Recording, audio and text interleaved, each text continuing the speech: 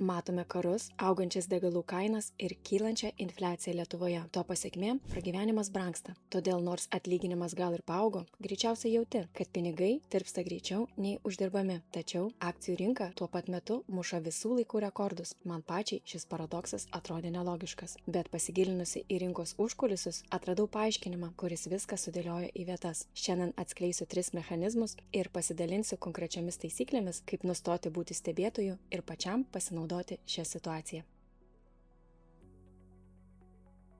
Sveiki, aš Auksė. Pradėkime nuo paties pirmojo mechanizmo. Tai ryšys tarp tavo kasdienių išlaidų ir didžiųjų įmonių rezultatų. Viso šio mechanizmo ašis yra infliacija. Paprastai tariant, tai tiesiog pinigų nuvertėjimas, kai už tą patį maisto prekių krepšelį ar paslaugą tau tenka sumokėti daugiau nei anksčiau. Žmonės galvoja, kad infliacija yra blogai visiems, bet akcijų rinkoje ji veikia kitaip. Tai, kas tau yra padidėjusios išlaidos didžiosioms įmonėms, dažnai tampa išaugusiomis pajamomis. Kai tu parduotuvėje sumoki daugiau už tą pačią prekę, tas kainos skirtumas tiesiog padidina pardavėjo įplaukas. Nors pačioms įmonėms kaštai taip pat auga, stipriausi verslai turi galią perkelti šią infliacijos naštą ant vartotojų pečių. Net parduodant lygiai tokį patį fizinių prekių kiekį kaip pernai, dėl aukštesnių kainų įmonės pajamos ir pelnai ant popieriaus neretai atrodo didesni. Akcijų rinka mato šios augančius skaičius ir įvertina įmonę brangiau. Antrasis mechanizmas parodo, kaip veikia didžiųjų korporacijų pranašumas. Kainoms kylant, daliai mažesnių verslų darosi sunku atlaikyti išaugusius kaštus ir brangias paskolas.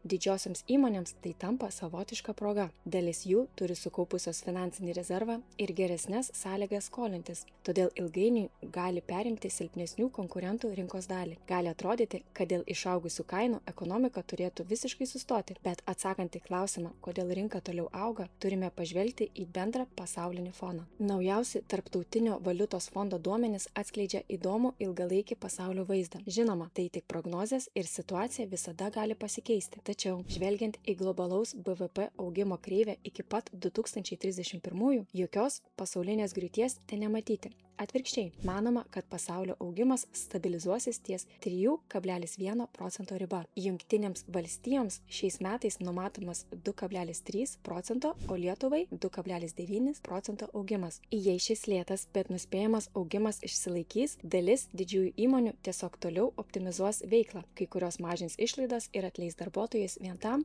kad išsaugotų aukštas pelno maržas. Šis uždirbamas pelnas reinvestuojamas atgal į verslą arba grąžinamas investuotojams dividendų forma. Būtent šis atsparumas ir sumažėjusi konkurencija yra tiesioginė priežastis, kodėl didžiųjų įmonių akcijų vertė toliau kyla. Trečiasis ir turbūt galingiausias mechanizmas – tai nuolatinis pinigų srautas. Gali kilti klausimas, jei pas mus ir pasaulyje viskas brangsta, kodėl akcijų rinkoje nematome panikos? Atsakymas paprastas. S&P 500 indeksas, paprastai tariant, yra tarsi termometras atspindintis 500 didžiausių JAV įmonių būklę. Nors pačios įmonės yra amerikietiškos, jų verslas nėra ribojamas vienos valstybės sienų. Didžiosios JAV įmonės trečdalį pajamų gauna iš užsienio, todėl jų pelnai renkami iš viso pasaulio ir jas mažiau veikia pavienių regionų ekonominiai sunkumai.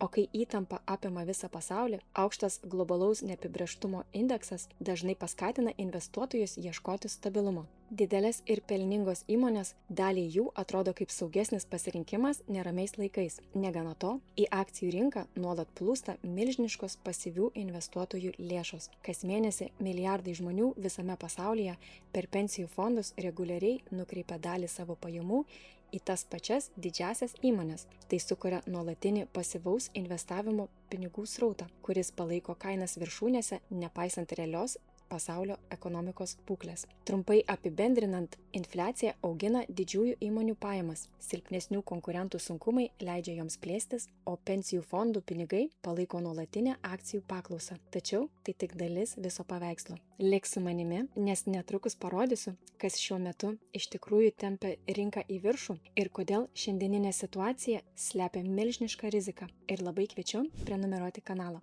Pereikime prie to, kas šiuo metu aktyviai stumia rinką į priekį.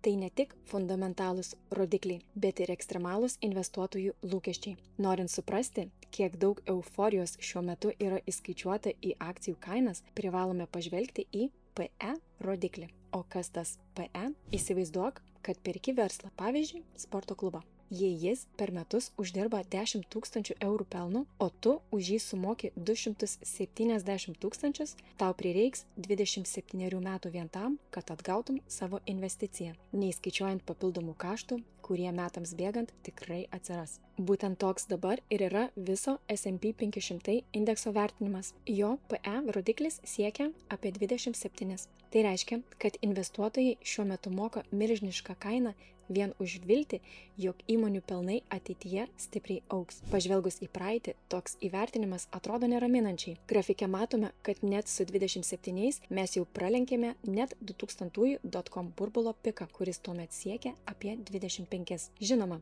privalome išlaikyti kritinį mąstymą. PE yra tik vienas iš daugelio finansinių rodiklių, todėl vienas skaičius negarantuoja rytojaus griūties. Šiandieninės įmonės ir pati rinka veikia kitaip nei prieš 20 metų, tačiau tai neabejotinai yra signalas parodantis, kokia įkaitusi ir priklausoma nuo lūkesčių šiuo metu yra rinka. Negana to, šiandieninė situacija yra dar sudėtingesnė dėl esamos rinkos struktūros. Minėtas S&P 500 neatspindi 500 įmonių būklės.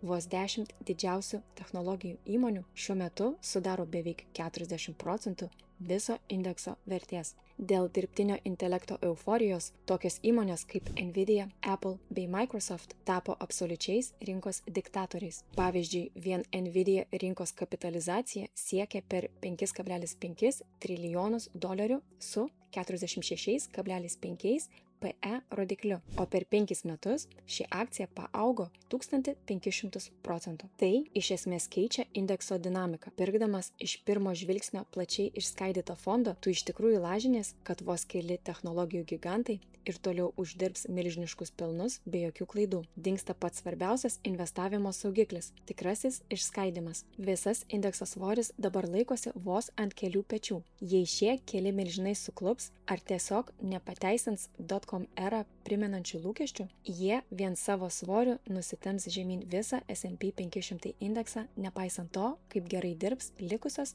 490 įmonių. Būtent dėl šios koncentracijos rizikos dabar yra pats blogiausias metas tiesiog sėdėti rankas sudėjus. Kai rinka staiga krenta, atsiranda geriausios progos įsigyti aktyvų su nuolaida, bet jei tą akimirką tu dar tik ieškosi, per kur investuoti, tu paprasčiausiai pavėluosi. Puikus to pavyzdys buvo 2025 pavasaris. Kainų korekcija buvo labai staigi, o rinka atsistatė žaibiškai. Todėl namų darbus privalai pasidaryti ir vertybinių popierių sąskaitą turėti atsidaręs iš anksto. Aprašyme rasi nuorodą į Freedom24 brokerį. Aš pati šioje platformoje investuoju nuo pat savo kelionės pradžios ir ten turiu savo viešą portfelį. Atsidaryk sąskaitą šiandien vien tam, kad atsiradus sprogai ar sprogus burbului galėtum reaguoti akimirksniu. O reaguoti, tiesą sakant, greičiausiai teks. Anksčiau ir vėliau. Dėl šios ekstremalios koncentracijos ir išpūstų vertinimų rinka šiuo metu stovi ant labai trapios kryžkelės. Šiai dienai matau 4 hipotetinius kelius, kuriais viskas gali pasisukti. Pirmas – minkštas nusileidimas ir grąžos badas. Tai nuosaikus scenarijus, kai valstybėms pavyksta suvaldyti infliaciją, nesukeliant gilios recesijos. Tačiau, kadangi rinka jau yra labai įkaitusi, artimiausių metų akcijų grąža gali tapti minimali, nes indeksui tiesiog prireiks laiko atvėsti. Antras – prarastas dešimtmetis ir stagnacija. Rinkai tenka suvirškinti per didelį investuotojų optimizmą. Technologijų įmonių pelnai neauga taip greitai, kaip tikėtasi, todėl S&P 500 indeksas ilgus metus gali tiesiog slinkti šonu be jokio realaus prieaugio. Trečias – technologinis stebuklas. Sunkiai tikėtinas optimistinis scenarijus, kai dirbtinis intelektas masiškai padidina globalų produktyvumą daugelyje sektorių. Tokiu atveju realus įmonių uždarbis pagaliau pateisintų šias dabartinės aukštas akcijų kainas. Ir paskutinis, ketvirtas, stipri griūtis dėl koncentracijos rizikos. Kadangi S&P indeksas laikosi ant kelių gigantų pečių, bet koks nusivylimas Microsoft, Apple ar Nvidia rezultatais gali sukelti grandininę reakciją. Sprogęs AI burbulas ar nenumatytas makroekonominis šokas turi potencialą akimirksniu nusitempti žemyn visą rinką. Būtent dėl šio paskutinio scenarijaus aš pati visada laikau paruoštą galimybių rezervą, apie kurį detaliai pasakojau viename iš ankstesnių savo epizodų. Nuorodą palieku ekrano dešinėje ir komentare. Tiesa yra ta, kad niekas nežino rytojaus, bet vien spėliodamas ir laukdamas tu lieki stebėtoju, kuris palengva praranda pinigus dėl infliacijos. Nuspėti rinkų griūtį yra neįmanoma, bet galima būti jai pasiruošusiam. Šiam pasiruošimui aš pati naudoju jau minėtą brokerį. Jo nuorodą palikau aprašyme, jį kartais prireiktų ir tau. O kalbant apie patį pasiruošimą, aš taikau 3 taisyklės. Pirma, turėti finansinę pagalbę nenumatytiems atvejams. Antra, išskaidyti portfelį geografiškai per viso pasaulio ETF fondą. Tik iškart pabrėšiu, tai nėra rekomendacija. Šis fondas veikia kaip didžiulis vaisių krepšelis, todėl nereikia spėlioti, kuris obuolys bus skaniausias, o kuris supuvęs. Užuot rizikavęs ir statęs viską ant vienos šalies, tu tiesiog nusiperki po mažą dalelytę viso pasaulio įmonių. Taip, tavo investicijos nebepriklauso nuo vienos valstybės sėkmės ar nesėkmės. Ir net jei šiai dienai JAV įmonės tokiame fonde vis dar sudaro apie 60%, tai vis tiek yra pats paprasčiausias būdas apsisaugoti nuo tos milžiniškos koncentracijos rizikos, apie kurią kalbėjau. Ir trečia, pritaikyti prisimtą riziką pagal savo amžių. Tačiau, priėmus sprendimą investuoti, atsiranda naujas iššūkis. Jei nežinai, kaip išsirinkti tą plačiai išskaidytą ETF fondą ir nepasimesti tarp tūkstančių pasirinkimų, spausk ant šio vaizdo įrašo, kurį matai ekrane, kur žingsnis po žingsnio parodysiu, kaip tai padaryti. Susimatysime ten ir iki kito karto.